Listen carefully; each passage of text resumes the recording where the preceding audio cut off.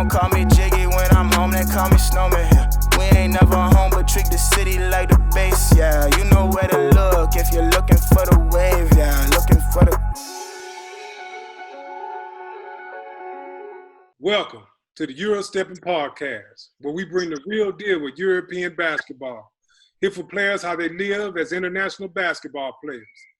I'm your host, Big Dave, also here with my co-host, Snowman. How you doing? I'm good. How you? Al Snow here. What's going on? Oh man, we good, man. You know, we got a real good guest in here today. To me, he's the prototypical guy that started from the bottom and now he's here. Mm-hmm. A guy who really put in work a lot of years here in Europe. Mm-hmm. He was a two-time French Leaders Cup winner. Mm. Turkish President Cup MVP. Mm. Three-time Turkish President Cup winner. Mm. Three-time Turkish League All-Star. Mm. Turkish Cup MVP. Yeah. Four-time Turkish Cup winner. Mm. Turkish League Finals MVP. Mm. Four-time Turkish League champion. And the best of the best, my man's a EuroLeague champion. Give it up, man, for my man.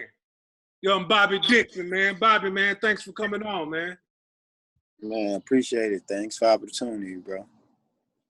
Oh, man. Appreciate that. Man, we're happy that you're here, man.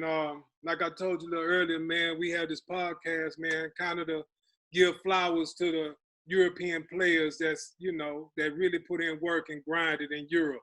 I know that we all, every time we go home, we get a bunch of questions about, you know, how is it in Europe that people don't know about. So, man, Right. you know, we want to, you know, get into it, ask, you know, you know, tell your side of your story in Europe. Right. First of all, I got a question I want to ask you. Okay. Get this one out of the way. EuroLeague champion. Mm. Tell me, man, how was that feeling? I mean, for me, when we first won, I mean, like the previous year before we won it, we was in the finals and we was like right there, bro. You know what I mean? That shit really hurt it. To lose that first finals, my first year in Fener, because we was so close, and I felt like shit. I would have been MVP of that game too. You see what I'm saying? And that second year when we won it, that was just like a self of like everything I worked for in my life. That was like the peak. You know what I mean? To win that was like a great feeling. Like all that work I put in was worth it.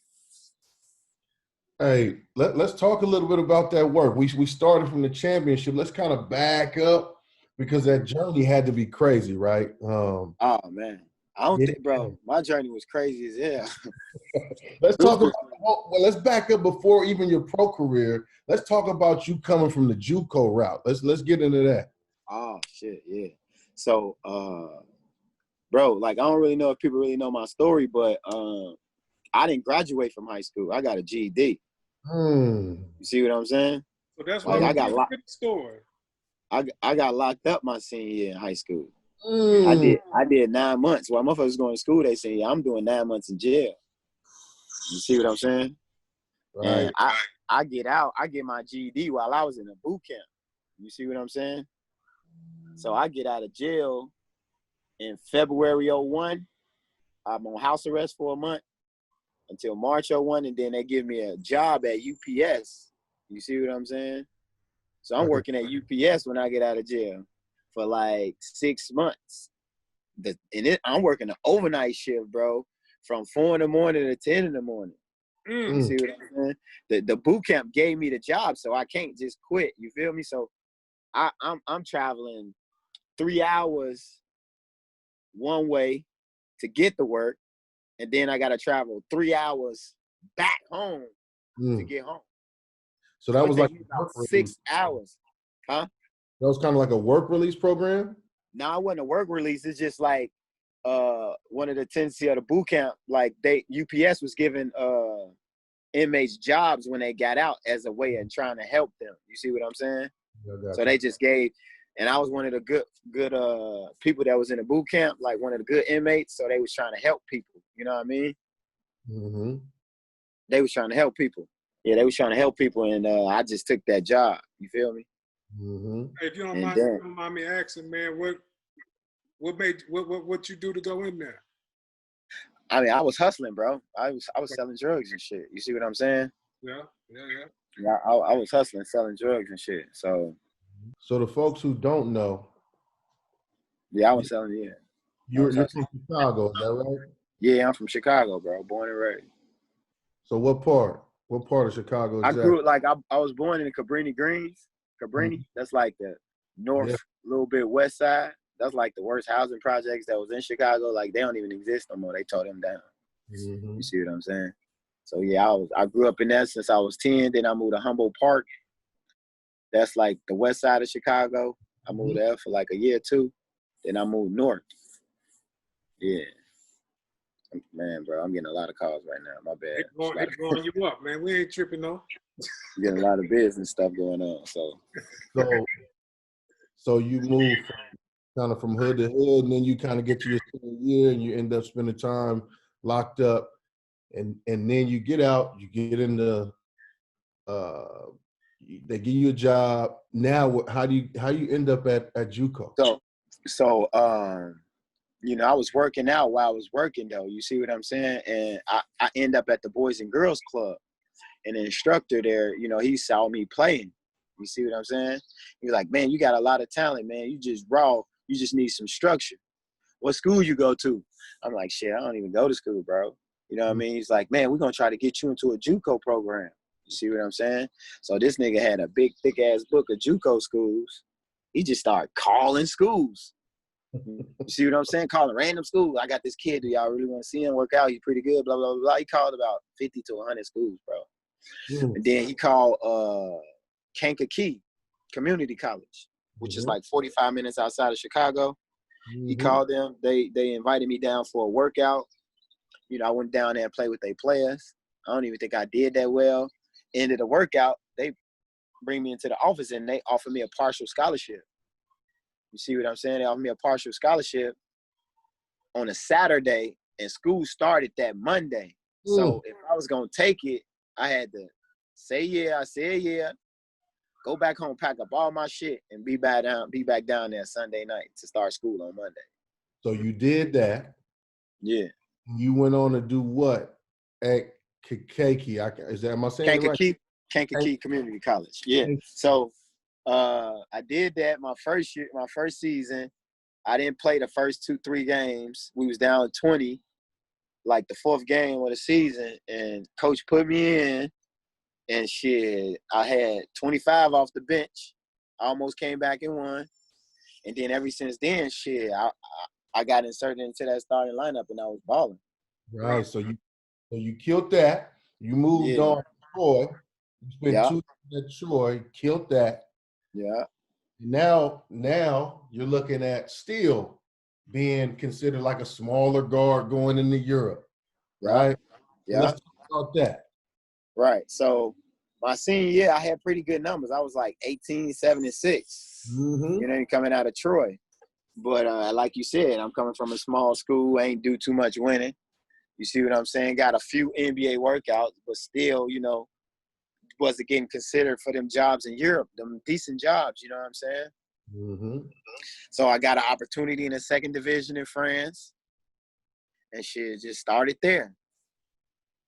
Yeah.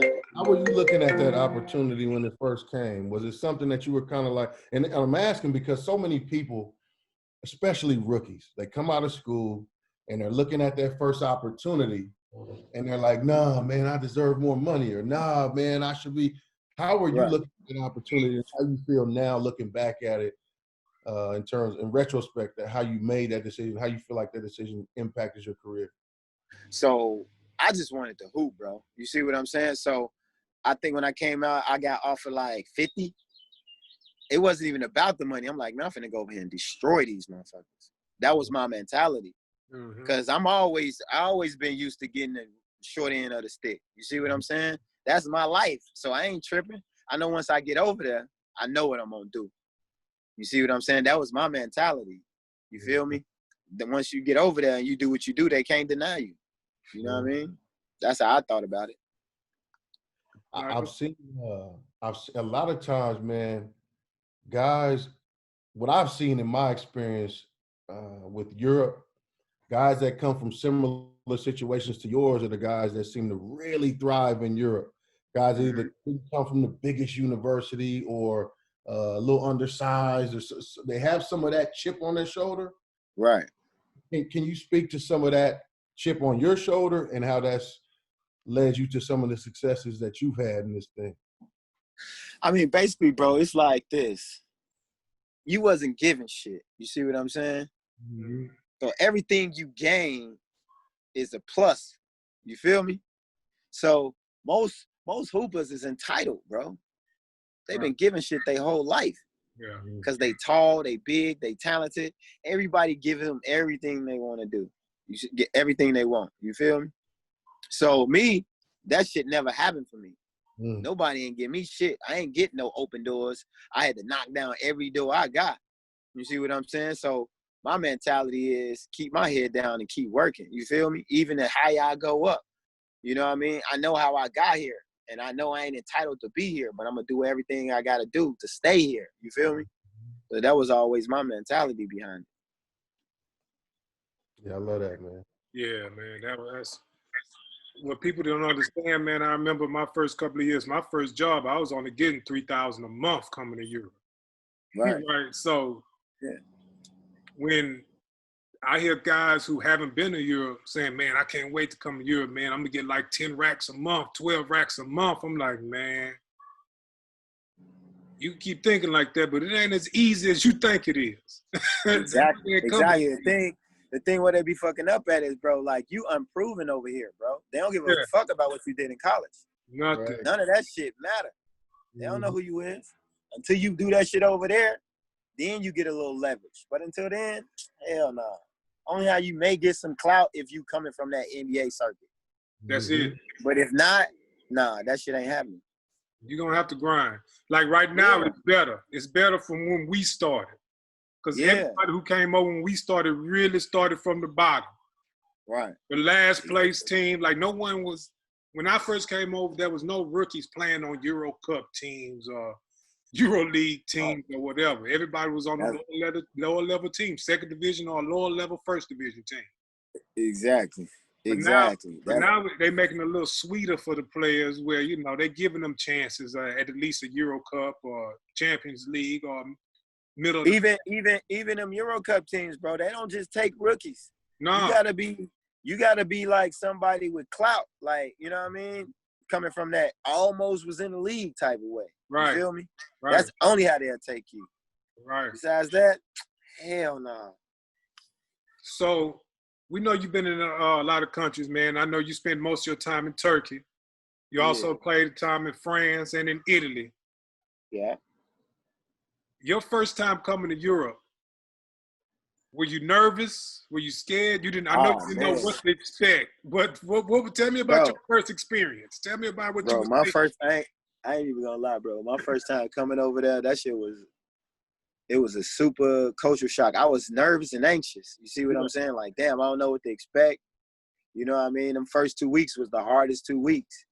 You know what I mean? Because I was like, man, I don't think I can do this shit. You know? So let us know what really fucked with you in them first 2 weeks. Like it was the language barrier, bro, and you being by yourself. Yeah. You know what I mean? You by yourself, the language barrier, you ain't really got no friends. I started in the second division in France, and this is just only me and another American. You see what I'm saying? Yeah. He was a square. You know what I mean? I ain't really fuck with him, so I'm by myself. On this podcast, we name names and all of that. It was this dude named Aaron Coons, big, tall, 6'10" white boy, weak as hell. Square, bro. Square. Good thing I had my guy George Phillips though. He was American too. He was from close to me. He was from Maywood, so he was playing as a French player though. So that was a blessing. Yeah. Yeah, it's square, bro.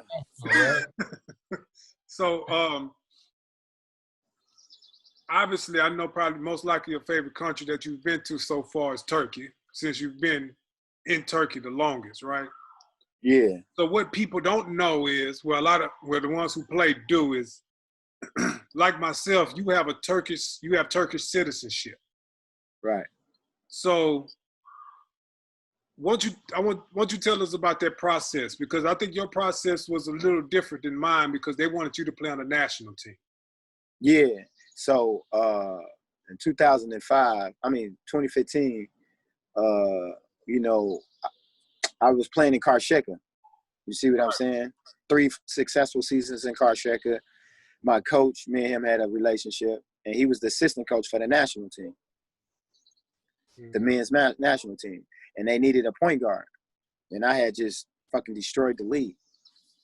And they asked me, did I want to play? I was like, hell yeah, I want to play. And shit, that's how I got my passport. See, because the way we got ours, man, it was like 4 or 5 of us who all got a passport all at one time. Mm-hmm. But we got ours just because we played in Turkey for so long. Right. So we all had coaches that really fucked with us. So we was like, okay, we could get our passport. So it was me, Michael Wright, Preston Shumpert, right. Emir Prezic, and one more person. Dude at Bambi. He played at Bambi. The guard, bald-headed guy, dark-skinned cat. Keith Simmons. We all got our passport the same year, right? But after we got ours, a couple of Turkish players got upset with us. Not at us, but at the situation. Right. Because they said, we're taking jobs away from them. Right. But, it is what it is. So they changed the rule after we all got ours. So you were the first one after us to get that passport. Right. And that's because they wanted you to play on that national team. Right. Which I thought was dope. You know what I mean? I don't think Turkey ever had an American playing on their national team, to be honest. Right. I was probably the first one. How was that national team experience? I mean, me, bro, it was a blessing, bro. Like, it was a great experience for me because when a country wants you to play for their national team. Right. Yeah. You know what I mean? That's like a super high honor. You feel me? Right. A country adopts you. Okay, you American, but you ain't playing for American national team. A country like, you want to play for our national team? That's like huge, bro. Like, and me, little old Bobby, you know what I mean? Coming from nothing. Right. Come on, bro. Tell me how that shit happened. Right. You had to put in a lot of work to get that shit, bro. You earned it. Yeah, you know what I'm saying? Yeah, man. Y'all was working Karşıyaka at that time, man. Y'all actually won the championship that year. That was big. Yeah, bro. Big. We fucked everybody up that year. Talk to me a little bit about Karşıyaka, because I played in Karşıyaka long before you. So I'm familiar with how crazy those fans are. Can you talk to me a little bit about your experience with some of those fans out there in Karşıyaka and just living out there and playing out there and your time out there? Talk to me a little about that. I mean, Karşıyaka, bro, that was dope. Like, the fans there, bro, they showed me an unbelievable amount of love. Like, that shit was crazy. Like, these people was, like, super depressed when I decided to leave. Like, you know what I mean? I was like, damn, it's just basketball. But they was looking at it like a whole nother different type of way. You feel me? Yeah. But besides that, bro, I have nothing but good things to say about Izmir. The city was dope right off the water, you know what I mean? They treated me great. So it was a lovely 3 years, bro. We had a lot of success. We won a championship. We won the Turkish Cup, and we won the President's Cup. Right. And little old Karşıyaka, they ain't never won no shit like that before. Nah. And I was able to help get them that. So it was all love. What you know about that cough, cough, cough? CCC. cough. Right. Right. Yeah, man. All of that. Hey, what people don't understand, like, these fans over in Europe live for their teams. Like, they die for their teams. Oh, yeah. They living and dying with that shit. Playing that, man, if they love you, you love forever. Even when you leave the team, you love forever. Yeah. Right. Yeah. Yeah, they need to retire my jersey in that joint. For real.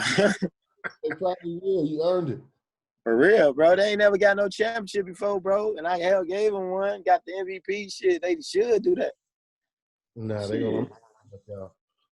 Man, so tell me, we talked a little bit about some of the early stages in your career, but we didn't talk about how you went to Poland, you went to Ukraine. You kind of slid through a bunch of like intermediate level leagues, and then kind of boom, you hit the scene, and you just running. Tell me a little bit about your time in those spots and how what you had to, the kind of work you had to put in to get to where you are. Man, like when I left France my first season, my second season when it was in Poland. I think you was in Poland at that time too, right? You think? You was, right? You was with that blue team. What was that team called? I forget it. Kovica. Yeah. You was in Kovica at that time. Yeah, that's when I played against you then. I mean, Poland was cool. It wasn't nothing spectacular. I was in a super small town, bro. It wasn't nothing special, bro. But, you know, I was just there to hoop. You know what I'm saying? Yeah. So I was just there trying to get, you know what I mean, get in where I fit in. That's who wanted me, so I was there. So and then I think the following year, I started in Ukraine. I played in Ukraine a month. And shit, I had got a call about Italy. They wanted me in Benetton. I got up out of there and went over to Italy. So, you know, I was just looking for the best opportunity to be seen and to move up. You see what I'm saying? And when I was provided those opportunities, I was just trying to make sure I made the most of it, bro. Right. Dave has a favorite question he likes to ask to anybody that comes on the podcast. Yeah, man, I ask everybody to come on the cast, man. Like, we've all played in Europe over the years, man. A lot of people don't understand the type of players that come over to Europe. Like, everybody, if you come over here, you can play pretty much. You know what I mean? There's not too many. There are some scrubs, but we know it ain't a lot of. Right. So was there anybody while playing in Europe, no matter what country you was in, just one person who just gave you work that game? Like, kill me? Yeah. Kill me?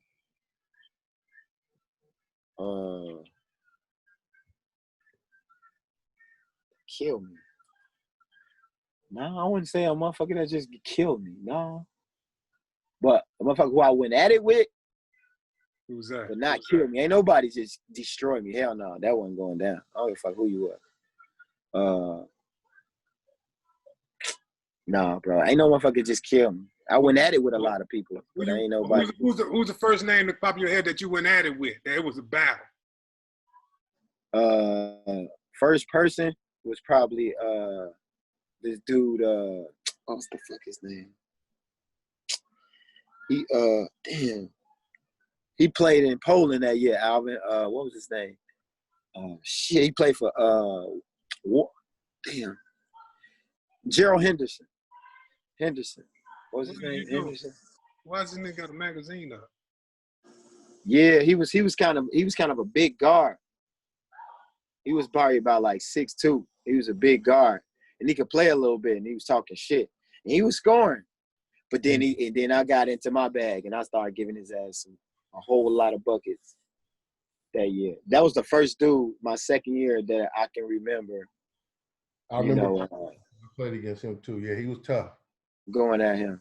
Yeah. So the countries you've been in, man, do you have any wild stories, man? What was the wildest situation or story that you have? I know we all have them. I got a million of them. I know Snow got a million. I know you got at least one good one.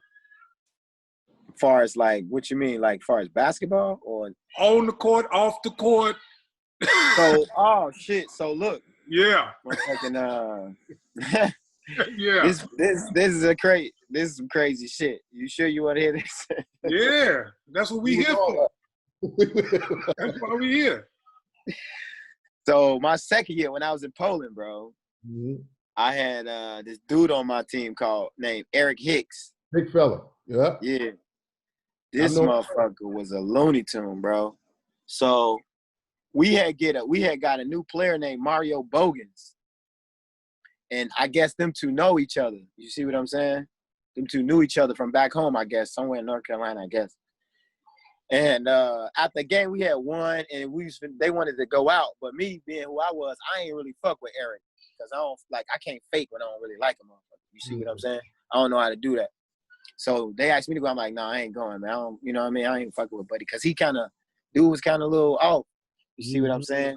So they went out. I guess him, Mario Bogans, Eric Hicks, and Dion Harris. Yep. So they went out, and then they went back up to Eric's crib to drink. Bro, these dudes was drinking all night, bro, because he lived, like, right above my crib on the other side. Bro, these dudes was drinking all night, bro. I wake up at, like, 7 in the morning, look up, his window wide open, and you just hear shit breaking and glasses and shit breaking and shit. Mm-hmm. Polish people outside looking up, like, what's going on up there?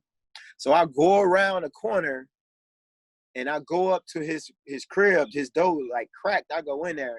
These two dudes was in there fighting, bro. These dudes was in there fighting all night, it seemed like. Two big-ass dudes. Bro, it's blood everywhere, bro.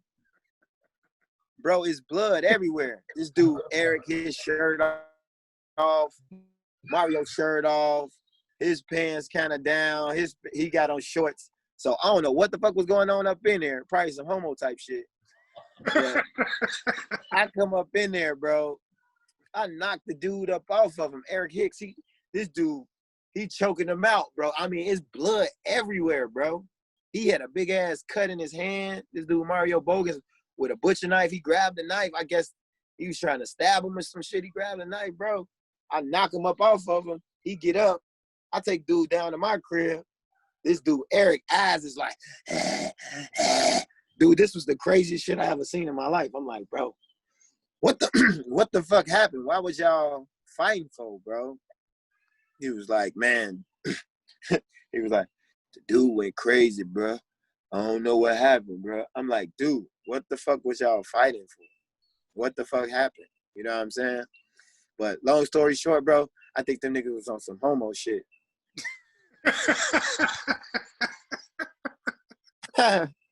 For real. I was like, man, what the fuck going on here? Because his shirt was off, his shirt off. His pants, he got on some shorts, and he got on jeans and some shit. I'm like, man, what the fuck? Fuck y'all niggas in here with y'all shirt off on. Homo shit, bro. Had to be. It's crazy shit, bro. Hey, man, well, people don't understand, man. Everybody, just because you got Americans on your team, that don't mean that they all cool. Oh, yeah, hell no. Time out, Dave. Time out, Bob. We got to talk about this. We got to run this back. I want to dive deeper into that story, but I'm going to leave that alone because that's wild. That's too wild for me. I got to just steer clear of that. But that's how I felt about it. I do want to go back to this right here. Oh, yeah. That's Poland, right? That's Poland. Yeah. Oh, that was you right there, yeah. That was me. Yeah, I remember. What you remember? Nah, you was hooping that year, though. You was playing. You was hooping, bro. No, that was actually – so my mom found this. And for my birthday, she gave me this magazine. And it talks a little bit about me scoring 38 on one particular night. Mm-hmm. I don't know if you remember this, but this was a home game for you guys and a road up. Mm-hmm. Now, I'm not saying you took all the buckets. Uh-huh.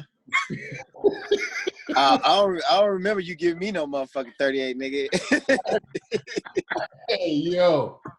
This is not a fabrication. No. You probably was hooping, bro. You wasn't no scrub by no means. But I don't remember you giving me no goddamn 38. You probably was hooping. You probably was. If it say that, but shit, you ain't give me no whole motherfucking 38. Not the 38-piece biscuit. With the biscuit. Hey, did y'all win? Did y'all beat us? Not that game. We beat you the second time. Yeah. That's what matters. Yeah. Y'all beat us, but I definitely gave y'all 38. Yeah, that was impressive.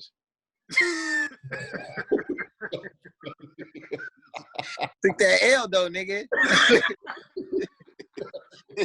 We took that L. That's facts. Y'all got us. Bobby, so we talked a little bit about all the places you played, a lot of the things you've done. Can you tell me, because there's a lot of guys coming up behind you. You're kind of a vet now at this, not a kind of, you are a solidified, bona fide vet in this thing at this point. There's a lot of guys coming up behind you, man. Tell me, can you speak a little bit about some of the leadership qualities you've developed over time that have helped you sustain yourself at the level that you've managed to get to? Can you talk about that? Yeah, I mean, like, you know, as you do anything, bro, like, as you do it for a long enough time, you develop and gain that experience. You see what I'm saying? Mm-hmm. And you learn certain things in whatever craft it is that you're doing. Like with basketball, I mean, you learn early, you know what I mean, the game. And then as you continue to play, as you continue to grow as a player, you learn what you should be doing, how you should be doing it. You know what I mean? You learn how to really treat the game with respect. You know what I mean? How to really appreciate your teammates, your coaches, and all of that. So me, you know what I mean, always keeping in mind where I come from, I always try to, you know what I mean, try and teach like the young guys that coming up behind me, you know what I mean, be integral, you know what I mean, show character, you know what I mean, be professional, you know what I mean, because that goes a long way besides what you do on the court. Right. You can be a killer on the court, but if you a shitty ass person and don't nobody like you, ain't nobody gonna really fuck with you. You see what I'm saying? Right. So all of that matters. You see what I'm saying? So me being a vet, I always try to teach the young fellas like, man, this is the way you should be doing this. This is the way you should be doing that. I solicited advice if it's warranted. I ain't gonna tell them what to do, but if you ask me and you know what I mean, I'm gonna give you all the game you need. You see what I'm saying? But I ain't finna tell you and direct you like I'm your daddy to do nothing. You see what I'm saying? Right. That's just how I always been. We all grown men at the end of the day. Yeah, you see what I'm saying? No. So, but if you need some help, I'm always one of them dudes that are always willing to help you if you're a stand-up dude. But if you're a shitty motherfucker, get the fuck away from me. Right. I got a young dude, Isaiah Umapeg, man, who's really been Oh, that's my young boy. Yeah, he been really appreciative of a lot of the advice and just you being willing to just be real with him throughout all of it, man. So I wanted to tell you thank you for that, man, because a lot of times, man, we don't get, you know, people don't necessarily give us our flowers or say thank you or whatever the case. And I just wanted to tell you myself, I appreciate what you've done for that young man. So, man. Yeah, that's my young boy. I don't know if he told you, I met him in a club like randomly, and you know, what I mean, it wasn't like, you know, I just started rocking with him. You see what I'm saying? Because the young boy, he out here, he's trying to find his way. I'm going to help him find his way. You know what I mean? Any way I can. If I can help you, I'm going to help you. That's just how I am. You know what I mean? Especially if I found out you're a good dude. You know what I mean? That's just how I like rocking with it. Mm-hmm. Hey, Bob, I want to ask you a question, man. When I was playing, man, I seen a lot of crazy stuff while on the court in these different countries I've never experienced or seen in America. Like, for example, when I played in Croatia, I remember one of my teammates getting spat on by a fan. I've seen fireworks going off inside the gym. Right. And what is something that you've seen over here? Because the fans are so crazy, they're so much of a fanatic. You never know what might happen. I know in Turkey, like, they fight in the stands and you get suspended, you can't have no fans the next game. So what are the craziest things you ever seen, you know, during the game?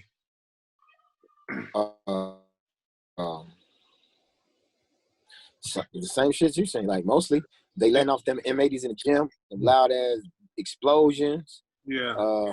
Fans spitting. You know, I remember fans spitting on coach. Motherfucking Coach? throwing tissue. We played Gala when we played Galatasaray in Gala, like a couple years back. Yeah, they spat on him. Obranovich? Yeah, it's a picture out there. Yeah, It's a picture of what was spit hanging off his shit cheek. on his motherfucking face. Yeah, yeah. Shit, yeah, man. All of that crazy stuff. Yeah, man. They like I said, man, they just so passionate. I don't got that much passion. Nah, man. I mean, it ain't my kids. I ain't never going that hard for nothing like that, you know. Right. How do you respond to something like that, and how would you suggest some of these dudes do? I mean, if a motherfucker spit on me, bro, it's going up. Fuck it. I'll deal with the consequence later, man. I'm fucking dude up.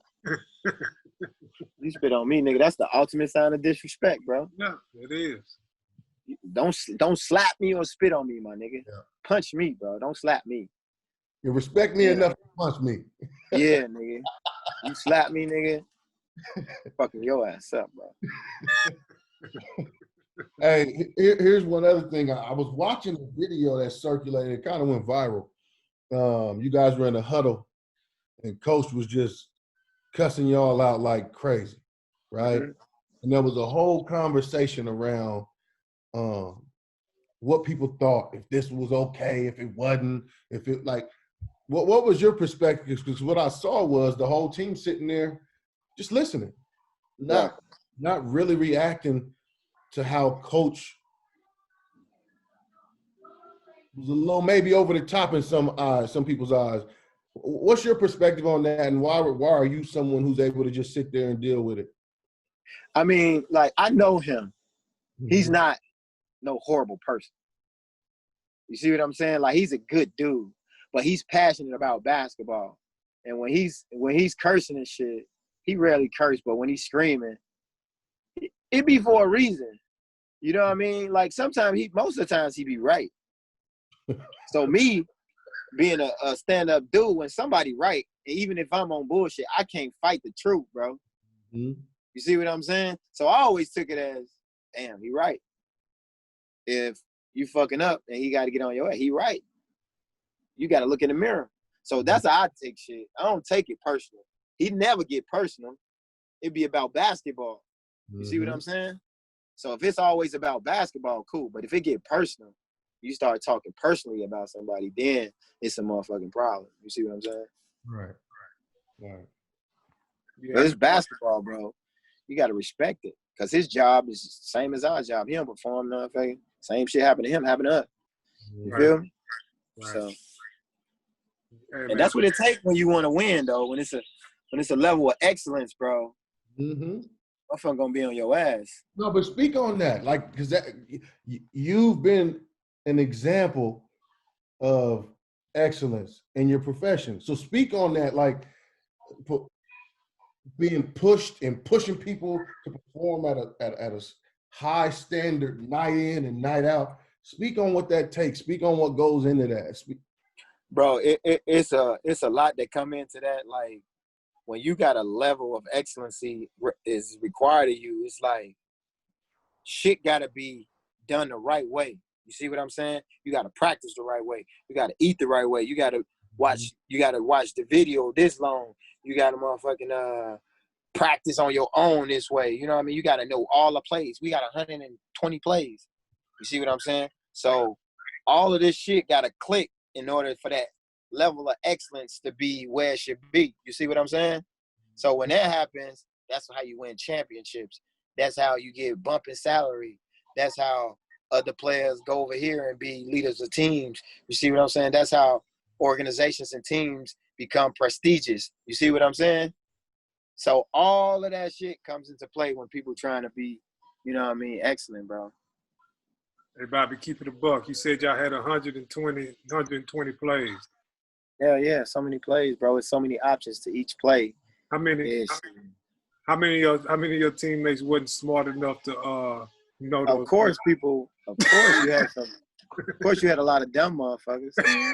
That's normal, you know. Not dumb, but like attention span don't be that long. And you know, see, basketball is different, bro. Like you gotta know how to play, what play, like you know what I mean. You gotta know the play. Then you gotta know where you gotta be. Then you gotta concentrate to make the shot. You gotta run your ass back down on defense. And this is all at a, you know what I mean, a second level. You see what I'm saying? And high speed. So people have mental lapses. That's just a normal thing, you know. So it comes with the game. You gotta adjust. What about you being a point guard and a leader? Do you have the luxury of being one of those guys who has? Hell no. I can't come down and not know the play. I don't know the play, and my ass coming out of the game. I got to know where every motherfucker's supposed to be at. Shit, and I ain't no motherfucking Harvard scholar. But I'm smart enough to know I got to do what I got to do to be on that motherfucking court, though. You feel me? Right. Yeah, so you'll figure it out. Yeah, I'm ready. If you smart. If you dumb, you won't even be there. I've seen in my time, man, I've seen so many dudes get cut. How many times? I don't want to say how many times have you seen guys get cut, because I'm sure it's too many to count. But how often do you see guys get cut for things that aren't necessarily their ability, their like their physical or athletic ability? See, on this level, on the EuroLeague level, you rarely see that happen. Mm-hmm. See what I'm saying? You won't get to that level unless, you know what I mean? At the professional level, so many guys get cut. Oh, get cut. Yeah. Yeah, I mean, you don't see you don't, like, on the EuroLeague level, I don't remember a lot of dudes getting cut, like, on our team. Like, coach don't believe in cutting people. He ain't cut too many people. Mm-hmm. You see what I'm saying? Like, we would normally stick it out with him, and he probably won't bring him back the following year. Mm-hmm. But as far as being cut, not too much on that level. Mm-hmm. But on the lower levels, yeah, I seen motherfuckers get switched out. My first season, I seen 5 motherfuckers get switched out. It's a revolving same position. When I was in Saint-Étienne, my first year in the second division in France, I was the point guard, and it was like 4 bigs in practice, and all them motherfuckers was on chopping block. Well, but that's how cutthroat it can be until you kind of work your way through it. You get survival of the fittest. Hell yeah. It was good to hear you say that. Dave, you had a question?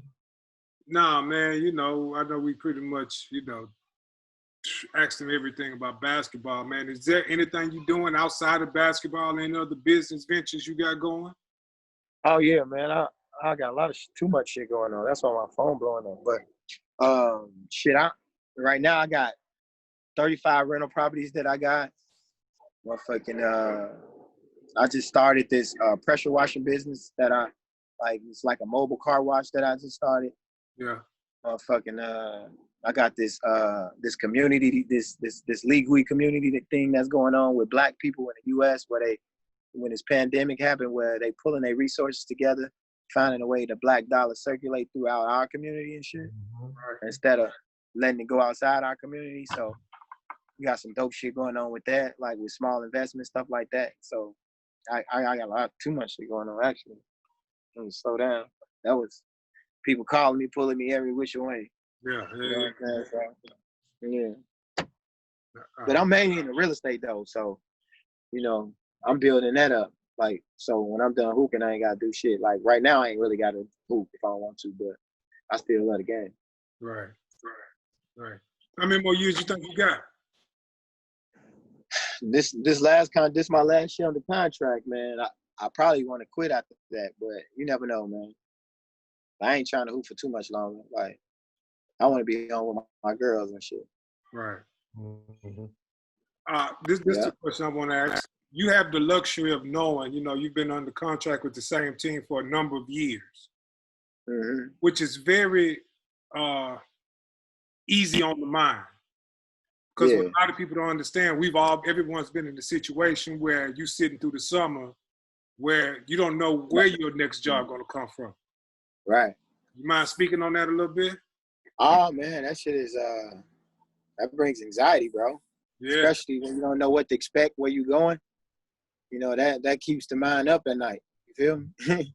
So me knowing where I'm going, that's always a blessing, and I'm always grateful for that. You know what I'm saying? So, you know, people who don't know where they're going, I mean, you know, it's important to find out quick. It's stressful. You looking at your money going out with nothing coming in. It's and you don't know when the next check coming. That's what I'm saying. That's why you got to look at basketball as a tool, bro. That's all it is. It's a tool, because we can't hoop forever. You feel me? Right. So you got to use basketball. Don't let it lose you, because if you leave basketball, bro, and you ain't got no other shit going on as far as income wise, then you got played. You feel me? Right. You done spent up all your money all these years, and you was out partying and doing dumb shit with your money. You feel me? Thinking it's finna come forever, and it's not. So if you ain't doing the right shit with your bread, bro, you tripping. Then you're gonna find yourself having to go out here and get in this workforce and having to go to work, having to do shit. Right. My biggest fear is I don't want to have to do shit. You see what I'm saying? Yeah. I do it if I want to, but I ain't gotta do shit. That's been always my mentality with this basketball. So, yeah. Oh, man, we appreciate, man, you coming on, man, and, you know, giving us your insight, your experiences of Europe, man. Man, why don't you tell people, man, how can they reach you, man? What's your handles on social media? Yeah, man, I'm on Instagram. I am Bobby Dixon 13. I'm on Facebook as well, Bobby Red Rob Dixon. I'm on Twitter, Bobby Dixon 20. So I'm accessible. I'm everywhere, baby. I'm in these streets. Hey, man, I want to tell thanks for tuning in to another EuroSteppin Podcast. Follow us on everything, YouTube, Facebook, Twitter, and Instagram. It's EuroSteppin Podcast. G. We got all the. Y'all be safe. You too. Appreciate you. Yeah. Thought it was a joke, what they still playing games for. Holes in my denim, never holes in my game, no. You won't be just like me, they